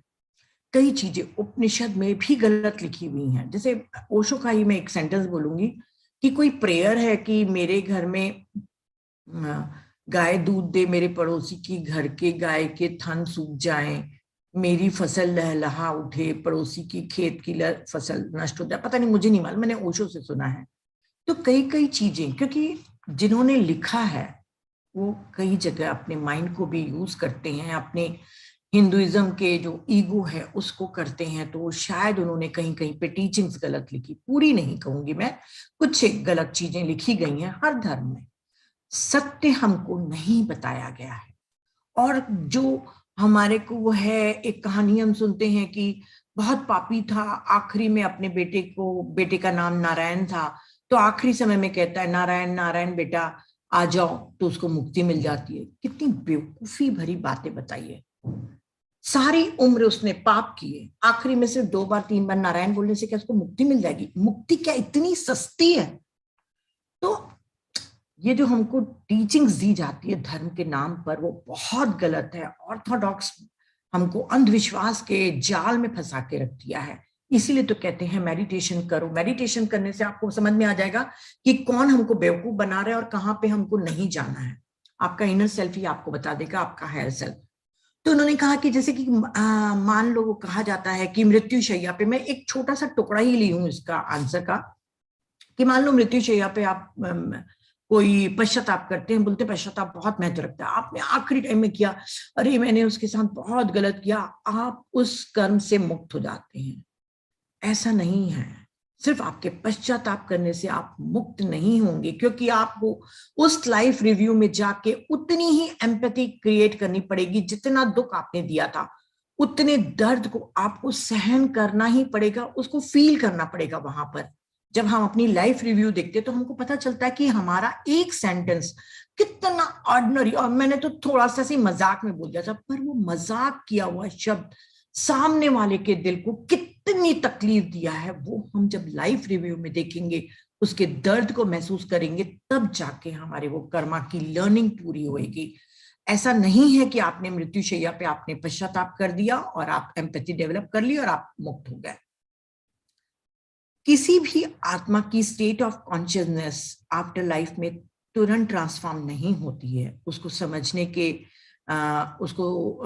उसकी समझ के स्तर को भी बदलना पड़ता है। जो उस आत्मा का करेक्टर है, जो उसके में क्या बोलते हैं अंतर्निहित, तो उसकी जो गुण है उसको भी चेंज करना पड़ता है। तो अगले वर्ल्ड में के ट्रांजिशन के लिए कोई पश्चाताप आपको आगे नहीं ले जाएगा। आत्मा को अपनी ही कमी से उबरना है, अपने में ही सुधार लाना है, इवॉल्व होना है, और उसके लिए मेहनत करनी पड़ेगी। तो आप जितने भी आपके रिलीजियस ये जो पंथ हैं, नियम है, धर्म है, वो सब के सब झूठे हैं। वहां पर केवल एक ही स्पिरिचुअल और यूनिवर्सल लॉ अप्लाई होता है, जो जैसा बोगे वैसा ही आपको मिलेगा। गोल्डन रूल को आप मान लीजिए, चाहे आप जीसस को मानते हो ना मानते हो। गोल्डन रूल जो कह रहा है कि जैसा बोएंगे, हमारे उपनिषदों में भी लिखा हुआ है, जैसा बोगे वो मिलोगे। यही एक यूनिवर्सल लॉ को मानिए और बाकी सारे धर्मों की किताबों को साइड में रख दीजिए। जब कब्रों पर ईसाई लोग, हम हिंदू लोग तो नहीं करते हैं, पर अपने घर में कभी कभी श्राद्ध के टाइम में या कभी उनके मृत्यु के बाद अपने प्रियजनों की याद में जब हम रोते हैं, तो उसके ऊपर एक क्वेश्चन पूछा गया कि कब्र में जब फूल चढ़ाने जाते हैं उस समय भी यदि आप रोएंगे और दुखी होंगे, तो वो सोल तुरंत अट्रैक्ट होगी और बार बार उसको अर्थ पे आना पड़ेगा। उसकी आगे की यात्रा आप रोक लेंगे अपने दुख के कारण। तो चाहे कब्र पर जाएं या कब्र पर न भी जाएं, रूम अपने घर में भी बैठ के किसी के लिए भी दुखी होकर नहीं करना है, आंसू नहीं बनाना है। जो भी गए हैं उनको उस अपने लॉस को स्वीकार करिए। समझिए कि वो बहुत अच्छी दुनिया में गए हैं, ग्रेजुएशन करके गए हैं, और उनको पॉजिटिव थॉट्स और ग्रैटिट्यूड ही भेजना चाहिए। हमेशा ग्रैटिट्यूड रखना चाहिए। मेरी एक रिलेटिव है, बहुत प्यारी है मेरी वो रिलेटिव, पर आज भी वो अपने ब्रदर की डेथ के डीपी को, मतलब ब्रदर के फोटो को डीपी में लगा के रखी है, जबकि 6 महीने हो गए हैं उसकी डेथ। क्यों इतना इमोशनली अटैच होना? मैंने उससे कहा भी अपनी डीपी चेंज कर लो, पर उसने डीपी चेंज नहीं की।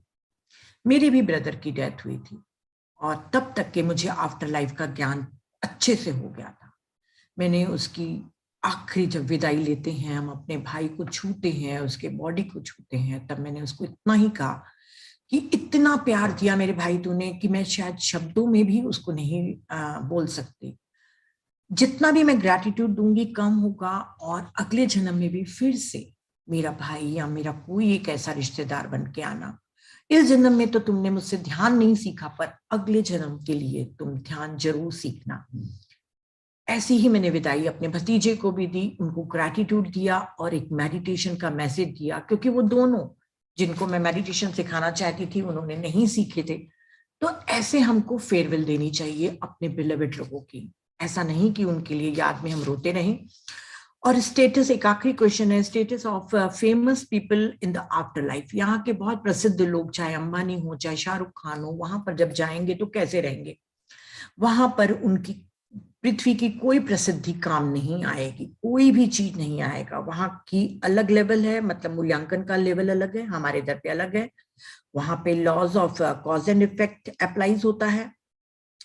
तो कुछ आत्माएं जो बहुत परोपकारी काम करती हैं यहाँ पर, तो वहां पर भी जाके परोपकारी ही काम करेंगी।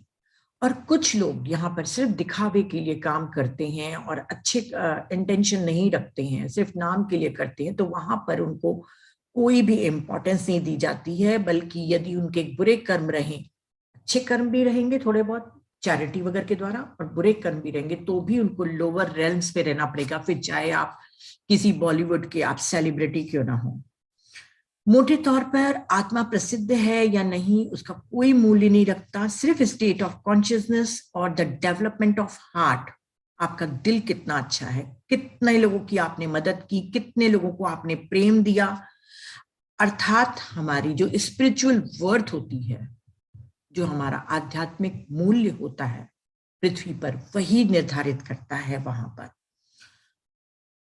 और वहां के सोल्स इतनी बुद्धिमान होती हैं कि यदि मान लीजिए कोई अच्छी सेलिब्रिटी वहां पे चला गया, सुशांत गए होंगे, तो वहां पर कोई सोल उनसे उनकी लाइफ के बारे में नहीं पूछेगी कि क्यों आए, क्या हुआ। कभी भी कोई किसी की प्राइवेट लाइफ में झांकता नहीं है। पर यदि कोई खुद आत्मा अपनी लाइफ के बारे में बताए कि मैं पृथ्वी पर इतना प्रसिद्ध था, मैंने ये किया, मैंने वो किया, तो सारी आत्माएं उसको बिना जजमेंट के, कंपैशन के साथ प्रेम पूर्वक सुनती हैं, पर किसी के जीवन में ताका झाकी नहीं करती। हमारे को बहुत इंटरेस्ट रहता है ना अर्थ पे, अरे क्या हुआ क्या हुआ, वहां पर नहीं है। हम लोग कितनी बॉलीवुड की मैगजीन्स बिकती हैं सिर्फ इसीलिए ना, क्योंकि हम सभी लोग उन सेलिब्रिटीज लोग के घरों में, उनके जीवन में झांकना चाहते हैं। मैं भी पहले बहुत स्टारडस्ट पढ़ती थी, अब मेडिटेशन के बाद आज तक के एक पेज भी नहीं पढ़ा है। मुझे क्या करना है, शाहरुख के घर में क्या खाना बन रहा है और कैसे रह रहा है, मैं उससे ज्यादा दूसरी चीजों में अपनी एनर्जी को वेस्ट करूं। तो ठीक है, चाहे पृथ्वी पर चाहे कितनी भी दौलत हो, नाम हो, पावर हो, वहां पे कोई मायने नहीं रखता। सिर्फ आपका लेवल क्या है, आपका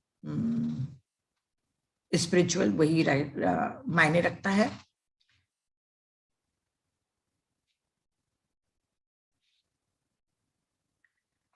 वहां पर वो ही अमीर रहता है आफ्टर लाइफ में, जो जीवन में लव और ग्रेटिट्यूड से रहा हो, म्यूचुअल लव से रहा हो, दूसरों को सम्मान देता हो, दूसरों की मदद करता हो, दूसरों की खुशी में ही अपनी खुशी, अपनी एटर्नल ब्लिस को महसूस करता हो। बस इतना ही है ना। आखिरी जो चौथा है, सिर्फ 2 मिनट लूंगी, है ना, मुझे मालूम है कि बहुत लंबा हो गया। मैंने कहा था फोर्थ, मैंने इसका पार्ट नहीं बताना चाह रही थी, फिर मुझे पता नहीं क्यों आज रिग्रेट हो रहा था कि जब मैं बुक पूरा बता रही हूँ तो 2 मिनट ही सही मुझे बताना पड़ेगा। चौथा भाग भी है इसमें, gateway to the keys for spiritual attunement. हम कैसे अपने को स्पिरिचुअली अट्यून करें। तो 2 लाइन में बताऊंगी, आप लोग सब ज्ञानी लोग हैं मुझे मालूम है। Many have forgotten who they really are। हम सभी लोग भूल गए हैं कि हम कौन हैं। हमारी शिक्षा, हमारा धर्म हमको पूरे समय धर्म के बारे में मतलब हमको कभी नहीं सिखाता है कि हम आत्मा है और ये हमारा टेम्पररी घर है, ये हमको नहीं सिखाता है। हमको रोज पूरे समय याद करना है, हर पल। जितने हमारे को व्हाट्सएप ग्रुप में मैं मैसेज भेजती हूँ उसमें से कई हमारे आत्मा से रिलेटेड होते हैं, सिर्फ इसलिए, कई रिपीटेड रहते हैं इसलिए भेजती हूँ ताकि आपको बार बार रिमाइंड रहे कि we are souls, we are eternal. तो वो आपको वहां पर कोई नेगेटिव थॉट्स नहीं रहेगा, पर यहाँ पे तो नेगेटिव थॉट्स रहेगा, क्योंकि यहाँ पे पैसा कमाना है, मकान बनाना है, कार लेनी है, परिवार को चलाना है। वहां पर कोई नहीं है, तो यहीं पे तो हम इसलिए आए हैं ताकि यहाँ पे मास्टरी कर सकें। तो अपने मूल जड़, अपनी मूल अस्तित्व को हमको कभी भी नहीं भूलनी है। तो रोज याद करना है कि हम कौन है। दूसरा है importance of our self image. हमारे लाइफ में बहुत सारे चीजें होती हैं हमारी परवरिश के दौरान, और हम अपने आप को जज करते रहते कि मैंने इतनी इतनी गलतियां करी। हम अपनी सेल्फ इमेज को पूरे टाइम क्रिटिसाइज करते रहते हैं, मैं मोटा हूं, पतला हूं, कम पैसे हैं। हमको कभी भी सेल्फ अपनी इमेज को तोड़ना नहीं है। हमको हमेशा याद रखना है कि हम उस ईश्वरी आत्मा के अंश हैं। कई लोगों को कंप्लेन रहती है, मैंने भी कई लोगों से सुना है और इस बुक में भी लिखा हुआ है कि कई लोग कहते हैं कि अगर हम ईश्वरीय अंश है तो हमको इतना दुख क्यों, इतने चैलेंजेस कैसे मैं अपनी लाइफ में लेके आया, कैसे ये जस्टिस बोलते हो डिवाइन जस्टिस है। किसी ने मुझसे कहा था कि मैं इतने चैलेंजेस अपनी लाइफ में क्यों चूज करके आऊंगी, इतना तो नहीं करूंगी। फिर वो प्री बर्थ प्लान को नकार देते हैं। हम लोग बहुत वो है ना, अपने सुविधा के अनुसार किसी भी चीज को, कॉन्सेप्ट को हम ले लेते हैं, किसी भी कॉन्सेप्ट को छोड़ देते हैं। जिसको नहीं पसंद है अपना सोल प्लान, वो बोलेगा नहीं, प्री बर्थ प्लानिंग होती ही नहीं है। तो इसमें बहुत ही खूबसूरती से लिखा गया है कि हर एक के आत्मा को हमारे ईश्वर ने अपने समान ही फ्री विल दी है। एक बच्चा जब सीखता है चलने के लिए तो कितने बार वो गिरता है, फिर संभलता है, फिर चलता है। पर इसका मतलब ये तो नहीं कि वो गिरेगा नहीं। तो वैसे ही हम भी कई अपनी फ्री विल के द्वारा अपनी अनरियल सेल्फ को बना के रखे। हमारा रियल सेल्फ क्या है? गॉड, ईश्वर। पर हमारा जो अनरियल सेल्फ है, जिसको हम सेल्फ ईगो सेंटर्ड बोले इमेज, वो हमने खुद बनाई है। और वो किसका प्रोडक्ट है? हमारी फ्री विल का। इस जन्म में आपने जरूर अच्छे कर्म किए होंगे, पर पता नहीं कितने जन्मों में आपने क्या क्या किए होंगे जो आपको चैलेंजेस के रूप में आपने चूज करके लाया है। तो अपने सेल्फ इमेज को मत तोड़िए, और ईश्वर की जो क्वालिटी है, लव, काइंडनेस, मर्सी, फॉरगिवनेस, उन सबको डेवलप करिए। क्योंकि फ्रेंड्स, जब भी हम कोई नेगेटिव थॉट करते हैं या कोई काम करते हैं गलत, हम उस ईश्वर की एनर्जी को ही तो मिसयूज कर रहे हैं। तो वो कहते हैं कि आप अगर गॉड की जो क्वालिटीज हैं, लव, फॉरगिवनेस और लोगों की मदद करना, कंपैशन, ये अगर डेवलप करते जाएंगे तो उतनी आप अपनी भगवत्ता के साथ भी जुड़ते जाएंगे, अपने ट्रू नेचर के साथ आप जुड़ते जाएंगे। तो अपनी सेल्फ इमेज को कम मत आंकिए। कभी भी इन्फिनिटी कॉम्प्लेक्स नहीं लाना है कि मैं किसी से कम हूं, पर सुपीरियरिटी कॉम्प्लेक्स नहीं लाना है कि मैं किसी से ज्यादा हूं। तीसरा है divine vision makes all the difference. अगर हम मेडिटेशन में नहीं आए होते तो क्या हमारे पास वो दृष्टि होती जो आज हमारी है? हम कितने सौभाग्यशाली हैं कि हमें वो सब ज्ञान मिल रहा है जो हमें कभी नहीं समझाया गया। तो जैसे आपकी दृष्टि बदलती है, जैसे आप अपने शरीर से अपना तादाद हटा के अपनी फोकस अपनी आत्मा की तरफ करते हो कि यस, मैं यहाँ पर आत्मा के रूप में सीखने के लिए आई हूँ, आपका जो विजन है वो डिवाइन विजन होता है, वो सब आपके जीवन को बदल देता है।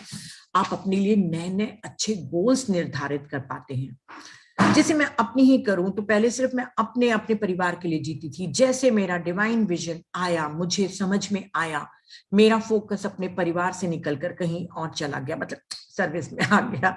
तो ऐसी हजारों आत्माएं हैं, जैसे उनको डिवाइन विजन मिलता है वो अपने लिए कम और दूसरों के लिए ज्यादा जीना सीखती हैं। और ठीक, तो हमको पूरे समय इस डिवाइन विजन को लोगों को भी पहुंचाना चाहिए। आखिरी पॉइंट है, now is the time, a very exciting and intense time.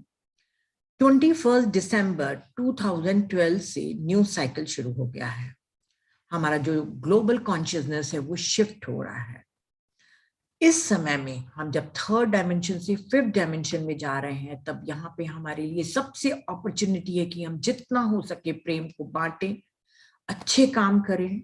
और यही प्राइमरी कैरेक्टर है हमारे क्रिएटर का, हमारे ईश्वर का, उसी का मूल गुण है। Love and goodness. तो जितना हम ये बांटते जाएंगे, साझा करते जाएंगे, उतना ही हम ट्रांजिशन होते जाएंगे अपने न्यू ट्रांसेंडेंटल कॉन्शियसनेस में। क्योंकि अभी तक के हम सिर्फ मान रहे थे, अब हम मेडिटेशन और ज्ञान के द्वारा जान भी रहे हैं। तो जितना हो सके प्रेम, ज्ञान और अच्छे काम करते जाइए और अपने आप को न्यू ट्रांसेंडेंटल कॉन्शियसनेस में कन्वर्ट करते जाइए। तो थैंक यू फ्रेंड्स। यहाँ पे पूरी बुक खत्म हो गई। ये बुक का नाम मैं आप लोग को फिर से बता दे रही हूँ, जिन्होंने शुरू में नहीं देखा है। आप लोग इसको ऑर्डर कर सकते हैं, PDF इसका अवेलेबल नहीं है। तो थैंक यू।